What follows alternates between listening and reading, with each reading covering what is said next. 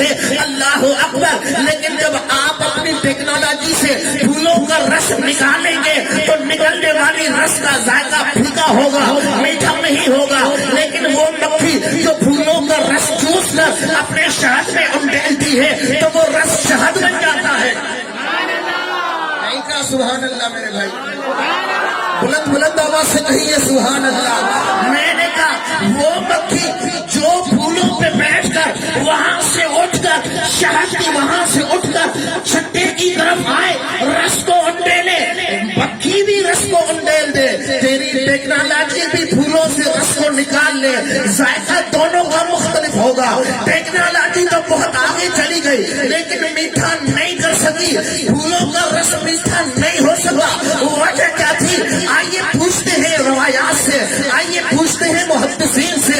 تو محدثین کہتے ہیں دراصل بات یہ ہے کہ مکھی میں کوئی کمال نہیں کہ جس کی وجہ سے رس میٹھا ہو جائے. دراصل بات یہ ہے, حکمت یہ ہے, توجہ رکھنا, دل کے کانوں سے سننا. جب مکھی چھتے پہ پہنچتی ہے اور جب مکھی چھتے سے واپس جا کے گلوں کا رس چوستی ہے, پھلوں کا رس چوستی ہے, یہ پھلوں کا رس چوس کر جب تک اپنے چھتے پر پہنچتی ہے تب تک میرے آقا پہ درود کا نذرانہ پیش کرو. میرے بھائی اگر اتنی سبحان اللہ ڈھیلی کہو گے تو میں نہیں چل سکتا. میرا مزاج کچھ اپنا ہے, اس لیے فاروق والا میں آیا تمہارے پاس پہلی مرتبہ, لیکن ایک ایسا ساتھ دیں کہ مجھے یاد رہے کہ میں تھارو شاہ میں گیا تھا. یار جم کے بولے سبحان اللہ, کھل کے بولے سبحان اللہ, ذرا ہاتھ اوپر لگے بولے سبحان اللہ. پتا لگے یار تم محفل میں آ کر بیٹھے ہو. اللہ کے بندو تمہارا تعلق اہل سنت والجماعت سے ہے, ہم وہ سنی ہیں, ہم عاشقان رسول کے درمیان بیٹھے ہیں. پتا لگے کہ اہل جہاں کے یہاں بیٹھے ہیں, اہل دل لوگوں کے ساتھ بیٹھے ہیں, اس لیے کہ ذکر کسی عام بندے کا نہیں, ذکر مصطفیٰ کی ذات کا ہو رہا ہے. ایسی ذات کا ذکر ہو رہا ہے, ایسی شخصیت کا ذکر ہو رہا ہے, ایسے بندے کا ذکر ہو رہا ہے جس کی وجہ سے اللہ نے کائنات کو تخلیق کیا ہے. جس کی آمد پر اور جس کے ظہور کے لیے اللہ کائنات کو پیدا کر دے. تھارو شاہ والو اس کی آمد پر سبحان اللہ زور سے نہیں کہی جا رہی, ایسے کوئی پتہ لگے اللہ اکبر. وہ پھلوں کا رس چوس کر مکھی جب اپنے چھتے کی طرف جاتی ہے تو مکھی ہے لیکن روایات مختلف ہیں. روایات کہتے ہیں جس طرح دنیا میں تمہیں یہ مکھیاں تنگ کرتی ہیں,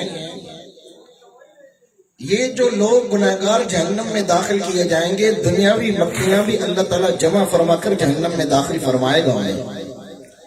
وہ وہاں انہیں عذاب دیں گے, انہیں مزید تنگ کریں گے. لیکن فرمایا یہ جو مکھی ہے یہ جہنم میں نہیں جائے گی. او یار سمجھا نہیں تم نے, مزاج کو سمجھیں.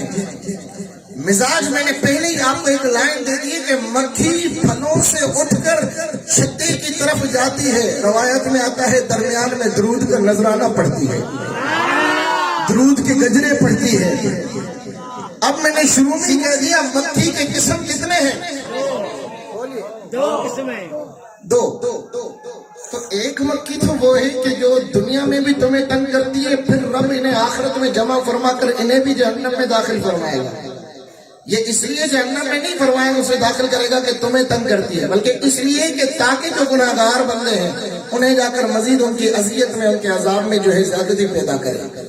لیکن ایک مکھی وہ ہے کہ جسے اللہ جہنم میں داخل, بولیے, اللہ جہنم میں داخل نہیں فرمائے گا, وہ جنت میں جائے گی. کیوں جنت میں جائے گی؟ سنی بڑا خوش قسمت ہے کہ تیرے نصیب میں اللہ نے درود رکھا ہے. فرمایا ایک مکھی اگر جہنم میں جا رہی ہے تو اس کا کام ہی تنگ کرنا ہے, وہ جہنم میں جا کر عذاب میں اضافہ کرے گی. اور وہ مکھی جو مصطفیٰ کی ذات پر درود کی گجرے پڑتی ہے وہ جہنم میں نہیں جنت کا راستہ اختیار کر دے گی.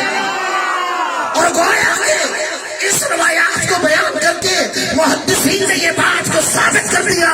محدثین اس بات پہ اینڈ کر گئے کہ آپ کہہ گئے کہ فرمایا یہ مکھی اگر چند منٹ کے لیے درود پڑھے تو درود کی برکت یہ رہتی ہے کہ اس کے پیٹ میں آنے والی پھیکی رس بھی میٹھی ہو جاتی ہے. اور یہ مکھی اگر اپنے پیٹ میں نکالا ہوا رس چھتے میں رکھے تو درود کی وجہ سے وہ شہد بن جاتا ہے.